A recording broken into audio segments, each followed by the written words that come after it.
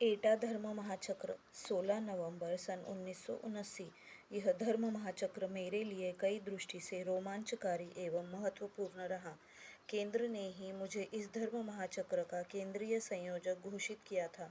मैंने वहाँ के मार्गियों के सहयोग से एवं उनकी कृपा से इस धर्म महाचक्र को सफल बनाने का मन प्राण से अथक प्रयास किया था।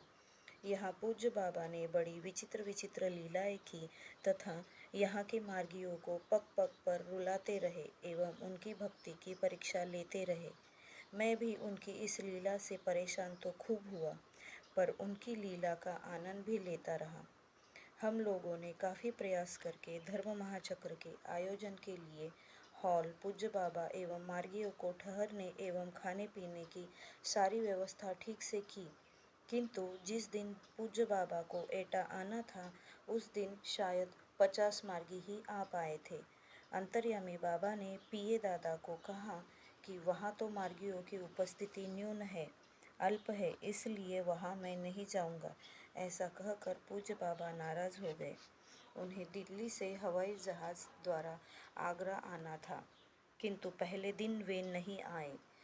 उनके आगरा विमानतल में भव्य स्वागत करने तथा उनको स्कॉट करने एटा लाने की सारी तैयारी हो चुकी थी, किंतु दिल्ली से पीए दादा की सूचना आई कि बाबा नहीं आएंगे क्योंकि वहाँ की तैयारी ठीक नहीं है। यह खबर सुनते ही मार्गी लोग हताश हो गए और सभी लोगों में अफरा तफरी मच गई। सभी मार्गियों की एक आवश्यक बैठक हुई जिसमें यह तय किया गया कि भाई जयप्रकाश जी के साथ मैं आचार्य शंकरानंद अवधूत एवं आचार्य ध्यानेश्वरानंद अवधूत दिल्ली जाकर बाबा को अनुनय विनय करके एटा अवश्य लावे, अन्यथा यहाँ के मार्गियों पर इसका बुरा प्रभाव पड़ेगा, सारी तैयारी व्यर्थ ही जाएगी। इस निर्णय के अनुसार हम लोगों ने करीब 4 बजे शाम कार से दिल्ली के लिए प्रस्थान किया तथा 10 बजे रात्रि में बाबा निवास में पहुंचकर पीए दादाजी एवं जीएस दादाजी को धर्म महाचक्र की सभी तैयारी से अवगत कराया तथा कहा कि पूज्य बाबा को वहां चलना ही होगा। एक दिन ऐसे ही बाबा के कार्यक्रम में विलंब हो चुका है। सभी मार्गी रो रहे हैं। वहाँ का वातावरण दुखमय एवं निराश युक्त हो चुका है। पीए दादाजी ने पूज्य बाबा को एटा की स्थिति से अवगत कराते हुए कहा कि आपको एटा ले जाने के लिए जयप्रकाश भाई सेक्टोरियल कार्यकर्ताओं के साथ पधारे हुए हैं।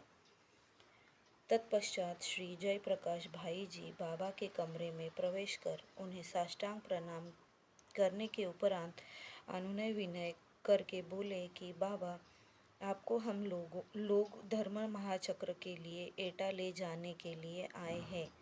लीलानंद बाबा अभिनय करते हुए उन्हें डांटने लगे कि मैं क्या वहाँ अपना चेहरा दिखाने के लिए जाऊँ? मार्गियों की उपस्थिति तो एकदम नगण्य है तथा संस्थागत निर्धारित सभी कार्य लक्ष्य भी पूरे नहीं किए गए। उन्होंने अश्रुपूर्ण नयनों से उन्हें निहारते हुए आश्वासन दिया कि बाबा, सब काम पूरा हो जाएगा, पर बाबा नहीं माने। तब वे बाबा के कमरे से लौट आए। हम लोगों ने तब आचार्य शंकरानंद अवधूत जी से आग्रह किया कि वे जाकर बाबा से एटा जाने के लिए मनाएं। उन्होंने भी बाबा के कमरे में जाकर हर तरह से उन्हें मनाने की कोशिश किया, पर पूज्य बाबा माने नहीं। वे भी निराश होकर लौट आए। फिर आचार्य ध्यानेशानंद अवधूत ने कमरे में प्रवेश कर बाबा को संस्थागत सभी कार्य लक्ष्य को पूरा करने का आश्वासन दिया और उन्हें एटा चलने के लिए मनाने लगे, पर बाबा तैयार नहीं हुए। मैंने करीब 12 बजे रात में बाबा के कमरे में प्रवेश कर उनको साष्टांग प्रणाम करके उनकी चरण सेवा करते हुए एटा चलने का आग्रह किया। पूज्य बाबा नाराज होकर बोले कि मैं वहाँ क्यों जाऊँ? वहाँ अभी तक कुछ ही मार्गी पहुँचे हैं। पुनः बाबा ने प्रश्न किया, क्या कानपुर का अरुण तथा बरेली एवं मेरठ के भुक्ति प्रधान वहाँ पहुँचे हैं? मैंने उत्तर दिया, बाबा, अभी तक वे लोग एटा नहीं पहुँचे हैं, पर वे लोग अपने अपने शहर से एटा के लिए निकल चुके हैं। सभी लोग कल सुबह तक पहुंच जाएंगे। मैंने बाबा को वहां ले जाने के लिए बहुत प्रकार से समझाने मनाने का प्रयास किया, किंतु विफल रहा। कुछ क्षण रुककर पूज्य बाबा ने पुनः मुझसे प्रश्न किया, बताओ वहाँ मैं क्यों जाऊँ? मैंने कुछ सोचकर जवाब दिया, बाबा, वह आपकी पुरानी प्रिय ब्रज भूमि है। पिछले तारक ब्रह्म के रूप में वहाँ आपने अनेक लीलाएं की है। वे लोग आपके परम भक्त हैं तथा ब्रज भूमि में वे लोग पुनः आपके दर्शन के लिए व्याकुल है। इसलिए आपको वहाँ जरूर चलना चाहिए। मेरा यह उत्तर सुनकर पूज्य बाबा अत्यंत प्रसन्न होकर बोले, तुम्हारा तर्क अकाट्य है, मुझे वहाँ अवश्य जाना चाहिए। इतना कहकर पूज्य बाबा ने घंटी बजाकर अपने पिए को तुरंत अपने कमरे में बुलाकर कहा कि तुम लोग तुरंत आगरा विमानतल चलने की तैयारी करो। मैं भी तैयार होता हूँ। मैं लीलानंद बाबा की लीला एवं अभिनय को देखकर आनंद से अभिभूत हो रहा था। बाबा के कमरे से बाहर आने के बाद मैं काफ़ी अस्वस्थ हो गया। 2 बजे रात को जयप्रकाश भाई जी एवं अन्य सेक्टोरियल दादा लोग उसी समय कार से एटा के लिए रवाना हो गए। पूज्य बाबा एवं पीए दादा सबों ने आगरा एयरपोर्ट जाने के लिए प्रस्थान किया। कुछ स्वस्थ होने के उपरांत मैं उसी दिन शाम को एटा पहुंचा। एटा पहुंचते ही शांति दीदी एवं अन्य मार्गियों ने दुखी होकर मुझे सूचित किया कि बाबा ने आज दोपहर में हम लोगों का भोजन स्वीकार नहीं किया, अभी तक बिना कुछ खाए ही है। कृपया आप उन्हें खाने के लिए मनाएं। हम लोग बहुत दुखी हैं कि हम लोगों से ऐसा कौन सा अपराध हुआ है कि प्रभु कुछ खा नहीं रहे हैं। मैंने बाबा के कमरे में प्रवेश कर मार्गियों की भावनाओं से उन्हें अवगत कराया कि आपके नाही खाने से वे सब लोग मर्माहत होकर रो रहे हैं। पूज्य बाबा ने मुझे आश्वासन देते हुए कहा, मैं आज रात में खा कर तथा यहाँ से जाने के पूर्व उन मार्गी लोगों को खूब खुश कर दूंगा। कमरे से बाहर आकर मैंने शांति दीदी को उकसाया कि बाबा ब्रज भूमि में आए हैं, आप उन्हें प्रेम से माखन मिश्री खिलाइए। वे खुश होकर बाबा को माखन मिश्री खिलाने का प्रबंध करने लगी।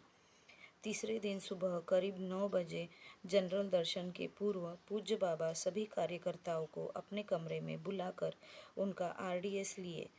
उस दिन बाबा दिव्य रूप में थे। कमरे का संपूर्ण वातावरण आध्यात्मिक स्पंदन से ओतप्रोत था। कार्यकर्तागण आनंदित हो बाबा के श्रीमुख को निहार रहे थे। पूज्य बाबा ने अनुपम कृपा की वृष्टि करते हुए कार्यकर्ताओं को गंध एवं रूप तन्मात्र का प्रयोग शुरू कर दिया। 1-2 दादा पर इसका वे प्रदर्शन कर ही रहे थे कि इसी बीच भाव में विभोर हो शांति दीदी थाली में माखन मिश्री लिए हुए 2 दरवाज़ों को पार कर बाबा के कमरे में अचानक घुस आई। उनको देखकर बाबा सिंह की भांति गरज उठे, इस क्षण यह क्यों चली आई? हम लोग हक्का बक्का हो गए। बड़ी विचित्र स्थिति थी। पूज्य बाबा की उग्र डांट से थाली उनके हाथ से छूटकर फर्श पर गिर पड़ी। वह तुरंत कमरे से बाहर चली गई। पूज्य बाबा ने पुनः डेमोन्स्ट्रेशन देना शुरू कर दिया। तत्पश्चात पूज्य बाबा के सामने हम लोगों ने आवर्त कीर्तन किया। सभी आनंद से झूम उठे। इस घटना से शांति दीदी मर्माहत हो मुझे देखते ही रोने लगी। मैंने कहा, आप घबराए नहीं, बाबा को इस रूप में आज के पूर्व किसी महिला ने नहीं देखा होगा। क्या आप परम सौभाग्यशालिनी नहीं हैं? मेरी बात सुनकर वह खुश हो गई। उस दिन पूज्य बाबा ने उनके हाथ का बना भोजन बड़े चाव से खाया। वह बाबा की कृपा से भाव विभोर हो गई। पूज्य बाबा ने सभी महत्वपूर्ण मार्गियों को अपने कमरे में बुलाकर खूब प्यार एवं स्नेह दिया। वे सभी खुश हो गए। इस प्रकार यह धर्म महाचक्र बहुत ही सफल रहा। मार्गीगण बाबा की कृपा एवं करुणा से निहाल हो उठे। पूज्य बाबा ने मुझे दिए अपने वचन का पालन किया कि वे जाने के पहले सभी मार्गियों को खुश कर देंगे।